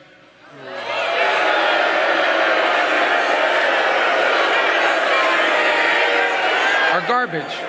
He's talking about the Border Patrol. He's talking about nurses. He's talking about teachers. He's talking about everyday Americans who love their country and want to dream big again and support you, Mr. President. And I hope their campaign is about to apologize for what Joe Biden just said. We are not garbage. We are patriots who love America. And thank you for running, Mr. President. This is why live radio matters.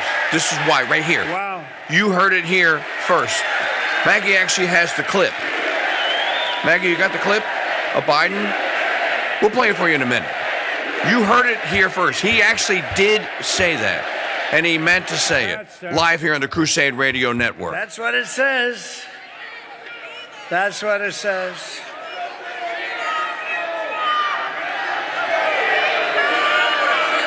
So you have, remember Hillary, she said deplorable? And then she said irredeemable, right? But she said deplorable. That didn't work out. Garbage, I think, is worse, right? But he doesn't know. You have to please forgive him. Please forgive him, for he not knoweth what he said.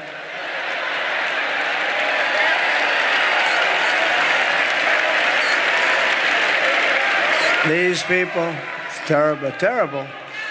Terrible to say a thing like that, but he really doesn't know. He really, honestly, he doesn't. And I'm convinced that he likes me more than he likes Kamala. Convinced. But that's a terrible thing. Also with us is a wonderful woman, highly respected Puerto Rico Senator Zoraida Buxo, who's terrific. Come up here for a second. She's fantastic. Great woman. So respected in Puerto Rico and beyond. Please.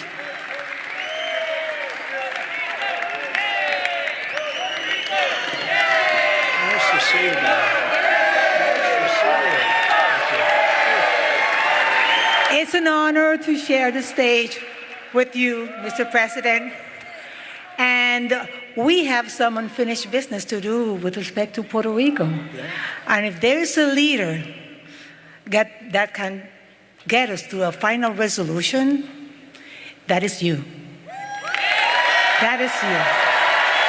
So the people of Puerto Rico trust you and we have high hopes.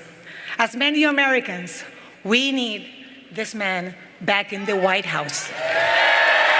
We need this man to be our commander-in-chief. He will make us feel safe and he will protect us. Thank you very much. Thank you so much, Senator. Wow. Thank you. Highly respected person. And I'm so proud that we're getting support from Latinos like never before. We're setting every record. Hispanics, Latinos. Nobody loves our Latino community and our Puerto Rican community more than I do. Nobody.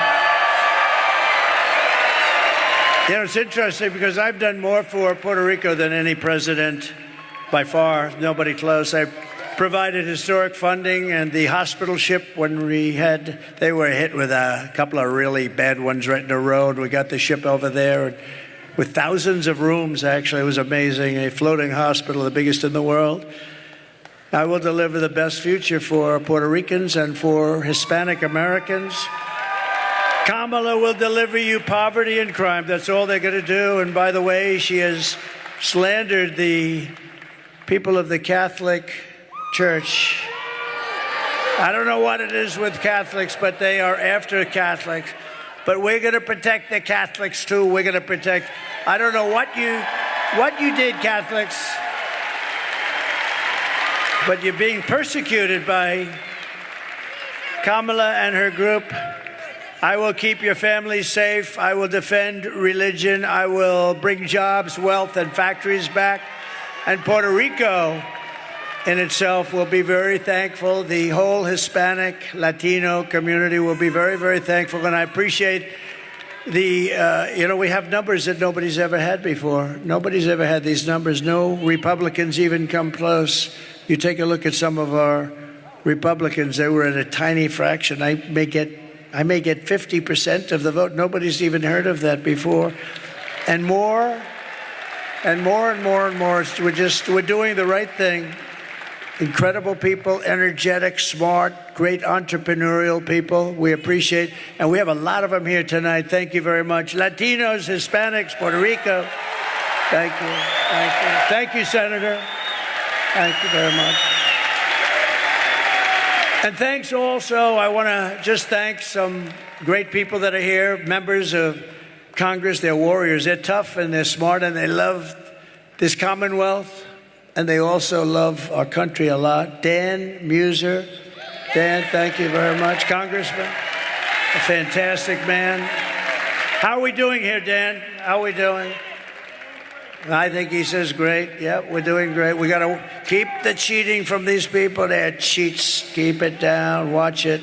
Call the police if you see them doing it. When, not if, when you see them doing it.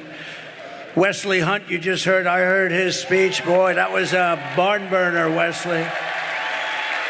A great family, beautiful guy. Thank you very much. West Point, the whole deal he's got. He got the West Point thing going. Thank you, Wesley. And Republican National Committee Chairman Michael Whatley, who you just met, and he is a fantastic man. Thank you, Michael. What a job. What a job, Michael. Hopefully we're going to have the biggest celebration next week that we've ever had in the history of our country. Right?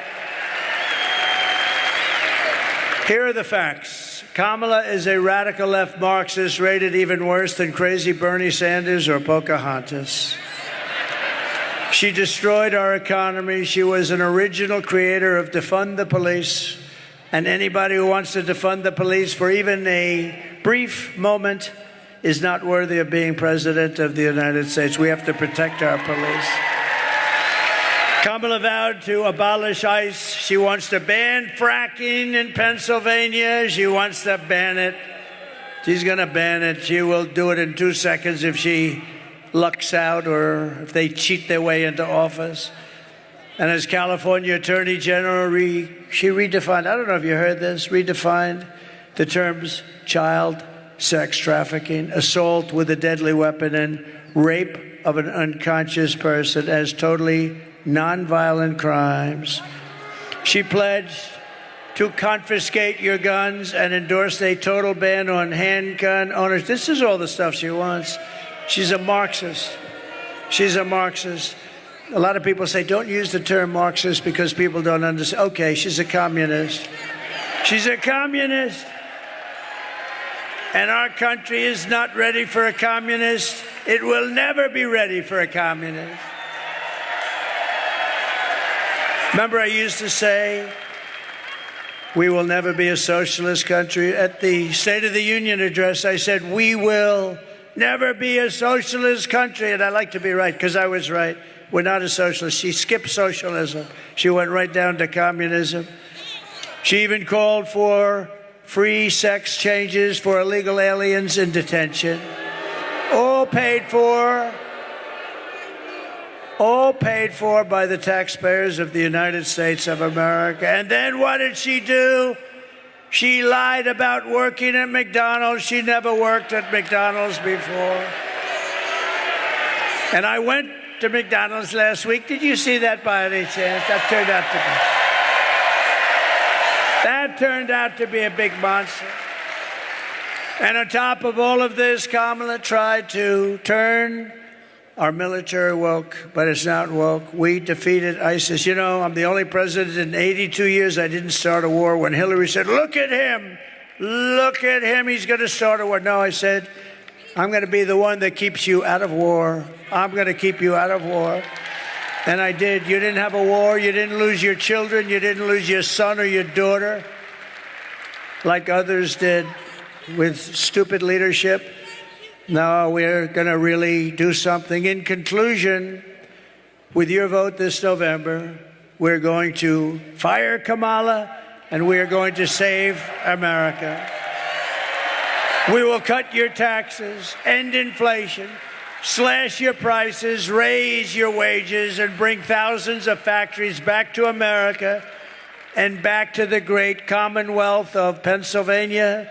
We will build American, we will buy American, and we will hire American. I will end the war in Ukraine. Should have never happened, would have never happened. I will stop the chaos in the Middle East. October 7th would have never happened. And I will prevent World War III very easily. I will prevent it. I know everybody. I know all the players. We can't have World War III.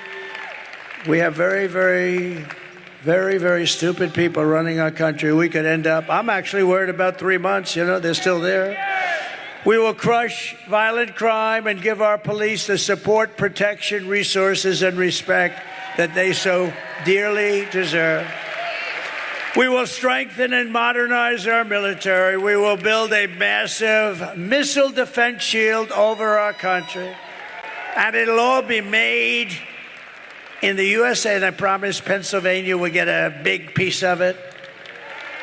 We will rebuild our cities, including our capital in Washington, D.C., making them safe, clean, and beautiful again. We will teach our children to love our country, to honor our history, and to always respect our great American flag. And I will put forward a bill that anybody burning or destroying an American flag will go to prison for 1 year.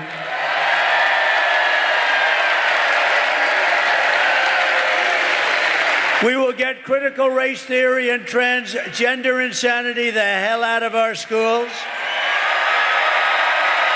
And we will keep men out of women's sports. I will defend religious liberty. I will restore free speech. And I will defend the right to keep and bear arms, our Second Amendment. After years of building up foreign nations, defending foreign borders, and protecting foreign lands, we are finally going to build up our country, defend our borders, and protect our citizens and our land.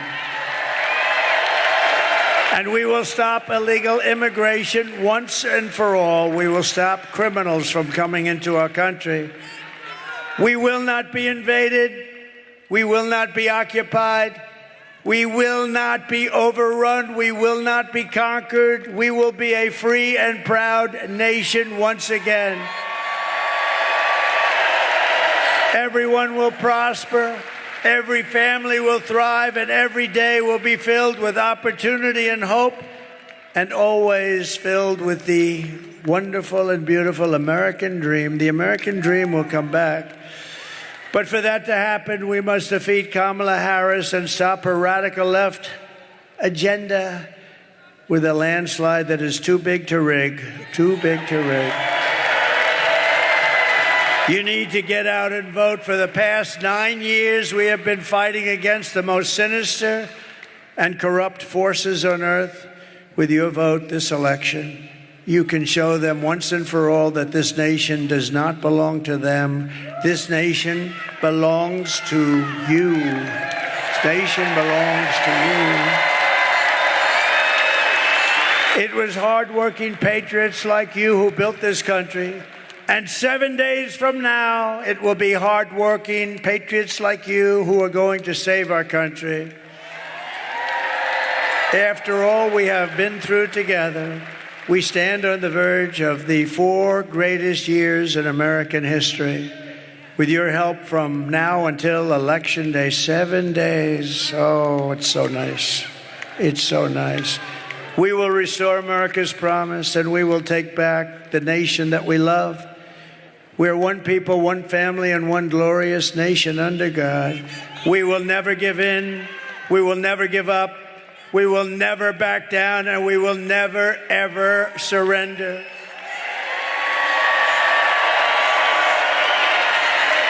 Together we will fight, fight, fight, and win, win, win. November 5th will be the most important day in the history of our country. And together we will make America powerful again. We will make America wealthy again. We will make America healthy again. We will make America strong again. We will make America proud again. We will make America safe again. And we will make America great again. Thank you, Pennsylvania. Get out and vote. God bless you. God bless you. Thank you, everybody. Thank you very much. God bless you all.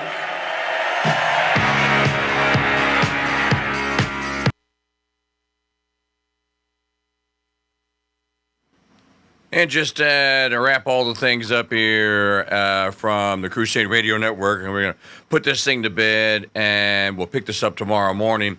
We do have the audio and the video of what Biden said, and he said it exactly as it's being reported. I think that the only garbage I see are floating in the ocean are his supporters. There's an interesting point about this, though. Biden says this on the evening of Kamala's closing argument. Intentional? We'll talk about it tomorrow. Thanks for being with us tonight here on the Crusade Radio Network. And thanks for joining us. Please subscribe to our channel on the YouTube. You're right there. Just click the bell right there. And join us tomorrow morning. We'll pick this up at 6 a.m. Central Time, as we do every day of the week. When news breaks out, we break in. I am Mike Church, your host for tonight, saying so long, God bless you, and Mary keep you.